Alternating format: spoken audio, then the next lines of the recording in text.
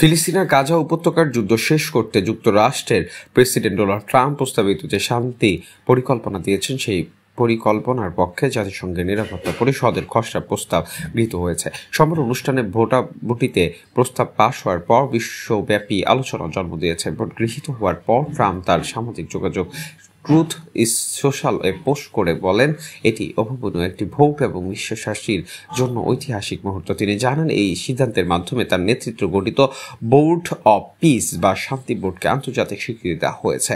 Trump দাবি করছেন বিশ্বের প্রভাবশালী নেতারা এতে যোগ দেবেন। খসড়া প্রস্তাবটি গৃহীত হওয়ার ফলে গাজা উপত্যকার নিরাপত্তা স্থিতিশীলের জন্য একটি আন্তর্জাতিক বাহিনী, ইন্টারন্যাশনাল স্টেবিলাইজেশন ফোর্স গঠনের অনুমোদন মিলেছে।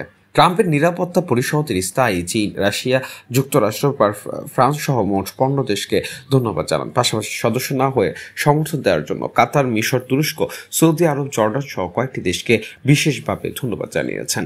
গাজা ইস্যুতে ট্রাম্পের 20 দফা পরিকল্পনার প্রথম ধাপ যুদ্ধবিরতি এবং জীবী বন্দী হওয়ার এই সিদ্ধান্ত পদক্ষেপ নেওয়া হয়েছে।